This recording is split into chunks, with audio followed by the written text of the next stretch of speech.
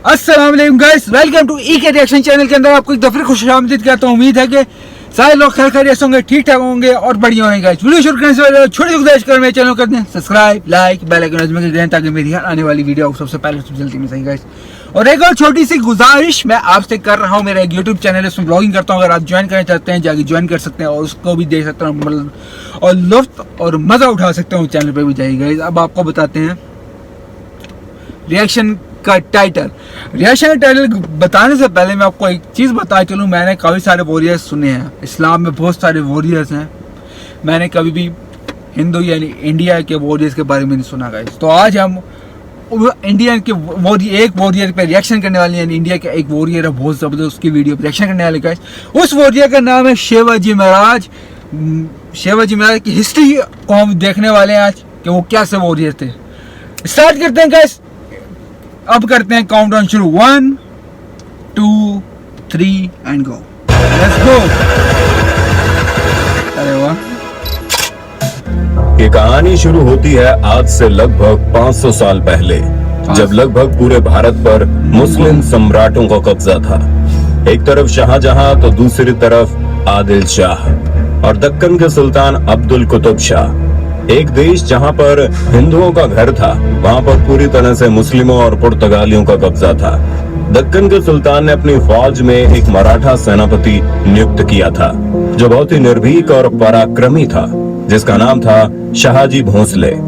19 फरवरी साल 1630 को शाहजी भोंसले के घर एक बच्चे का जन्म होता है। सभी लोग सोचते हैं अपने पिताजी की तरह ये बच्चा भी एक दिन मुस्लिम सुल्तान के फौज का सेनापति बनेगा, लेकिन नियति को कुछ और ही मंजूर था। किसे पता था एक ऐसा बच्चा जिसका पिता खुद मुस्लिम सम्राट की फौज का सेनापति है, एक दिन भारत में जितने भी मुस्लिम सम्राट मौजूद हैं, वो सभी उस बच्चे के सामने घुटने टेक देंगे। उसी बच्चे का नाम था छत्रपति शिवाजी, जिसे भारत के महान सम्राटों में से एक माना जाता है।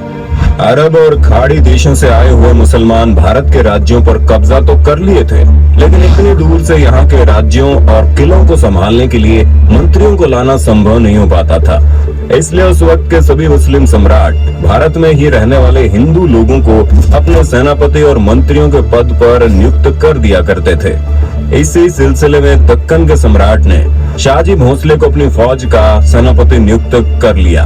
शाहजी सेना में उच्च पद पर आसीन थे और साल 1630 में महाराष्ट्र के जुन्नर के समीप शिवनेरी के किले में उनके और जीजाबाई के यहाँ एक पुत्र का जन्म हुआ।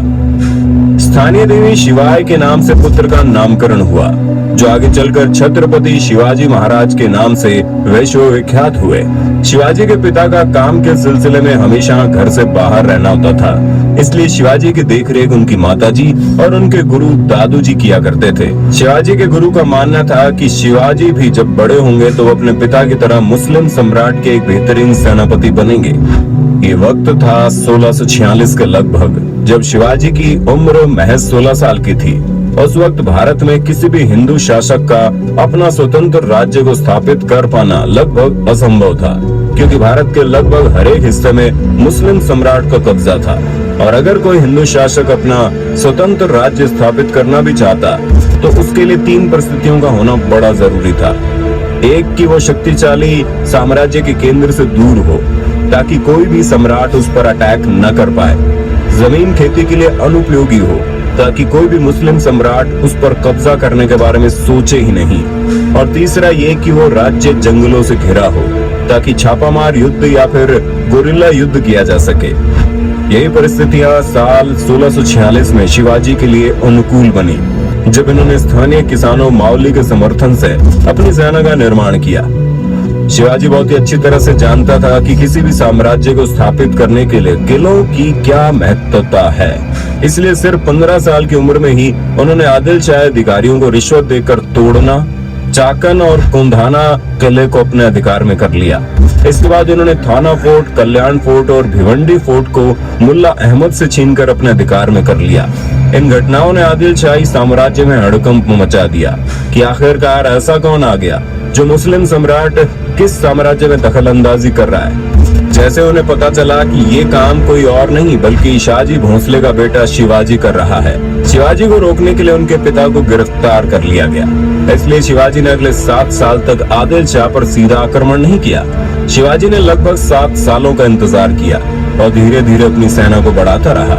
एक वक्त ऐसा आया जब उसने एक एक करके 50 से ज्यादा किलों को अपने नाम कर लिया। धीरे धीरे शिवाजी का प्रभाव बढ़ने लगा। अब लोगों को यह महसूस होने लगा था कि कोई तो ऐसा है जो मुस्लिम सम्राट को टक्कर देने वाला है। अपने डर को कायम रखने के लिए और शिवाजी के बढ़ते प्रभाव को रोकने के लिए साल 1659 में बीजापुर की बड़ी साहिबा ने अफजल खान को 10,000 सिपाहियों के साथ शिवाजी पर आक्रमण करने का हुक्म दे दिया। उस वक्त अफजल खान को सबसे क्रूर और सबसे ताकतवर शख्स माना जाता था, क्योंकि जिसका भी सामना उससे होता था उसकी मौत निश्चित थी। सबसे पहले तो अफजल खान ने शिवाजी को उकसाने के लिए कई मंदिरों को तोड़वा डाला और बहुत सारे हिंदू नागरिकों का कत्ल करने लगा।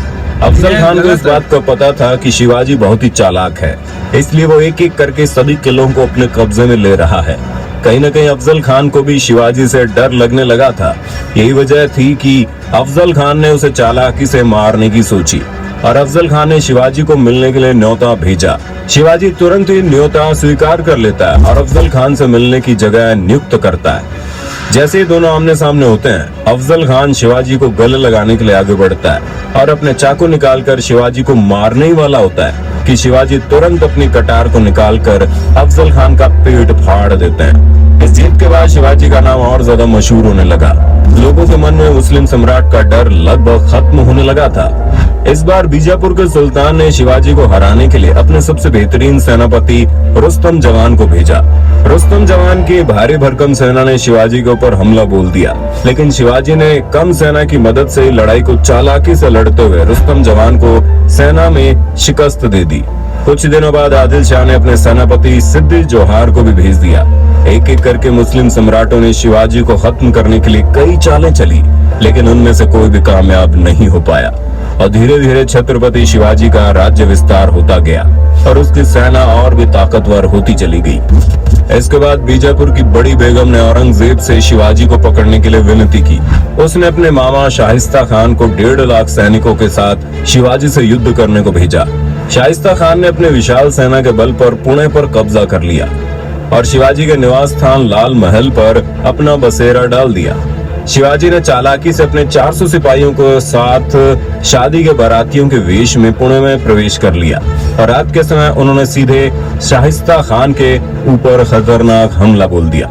शाहिस्ता खान ने जैसे ही देखा उनका सामना छत्रपति शिवाजी से हो रहा है, वो डर के मारे खिड़की से कूदकर अपनी जान बचाकर भागने लगा, लेकिन शिवाजी की तलवार के खतरनाक वार से बच नहीं पाया।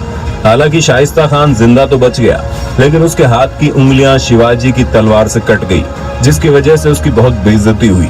अब तक शिवाजी का साम्राज्य विस्तार बेहद ज्यादा हो गया था और उसकी सेना लगातार हो रही जीत की वजह से बेहद जोश में थी। शिवाजी ने साल 1664 तक कई मुगल सल्तनत पर हमला करके उसको तहस नहस कर डाला, जिसके बाद साल 1664 में औरंगजेब आग बबूला होकर 60 वर्षीय राजपूत सेनानायक मिर्जा राजा जयसिंह को अपने 1.5 लाख सैनिकों के साथ शिवाजी से लड़ने के लिए भेजते हैं। इस युद्ध में शिवाजी की हार हुई और उसे अपने खजाने से ढेर सारा पैसा हार के हर जाने के रूप में देना पड़ा। उन्हें अपने 9 वर्ष के पुत्र संभाजी के साथ आगरा जाना पड़ा। शिवाजी को नियंत्रित रखने के लिए पहले यह तय हुआ कि उन्हें मुगल दरबार में कोई पद दिया जाए, लेकिन औरंगजेब ने फैसले को बदलकर शिवाजी को घर में कैद करने का आदेश दे दिया। औरंगजेब नहीं जानता था कि यह गलती आगे चलकर बहुत महंगी पड़ेगी। शिवाजी ने पहले बीमारी का बहाना बनाया और अपने स्वास्थ्य को ठीक करने के आशीर्वाद के लिए साधु संतों और फकीरों को रोजाना मिठाई और उपहार भेजने की इच्छा जताई। एक दिन वो खुद श्रमिक के भेष में सामान के डिब्बे में संभाजी को छुपाकर बाहर निकाला। वो मथुरा काशी गया, पुरी के बाद गोलकुंडा और बीजापुर होते हुए रायगढ़ पहुंच गया।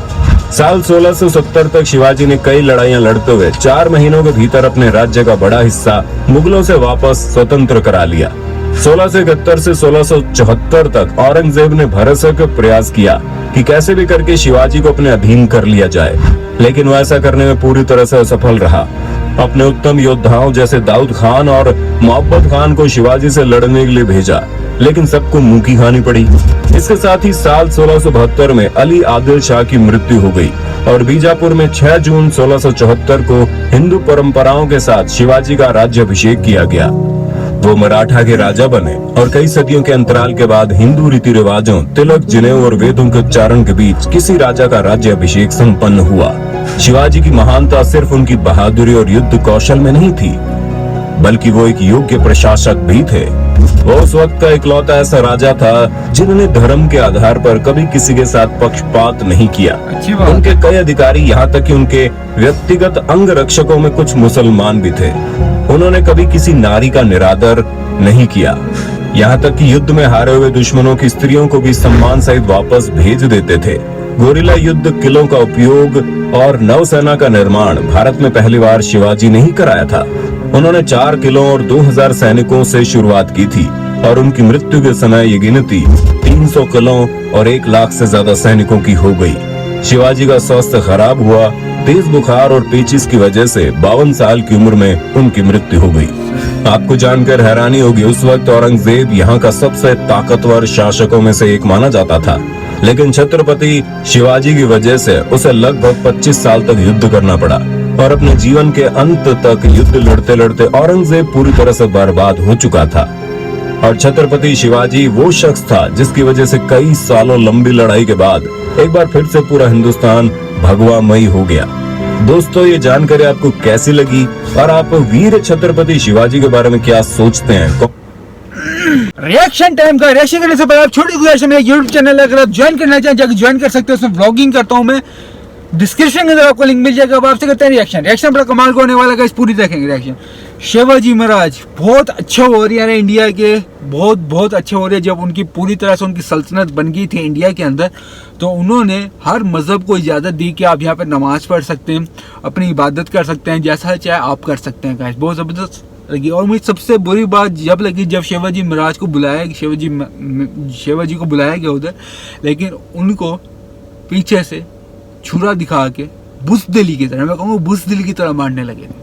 इस्लाम हमें ये नहीं सिखाता गाइस कि आप किसी को बुलाओ, मेहमान को बुलाओ और उसको बुज़दिली की तरह मारने लगो, पीछे से खंजर वगैरह मार लो। ये नहीं सिखाता हमें इस्लाम, ये नहीं करना चाहिए गाइस। ये सबसे गंदी बात लगी मुझे गाइस कि ये नहीं होना चाहिए था, ऐसा बिल्कुल नहीं होना चाहिए था गाइस।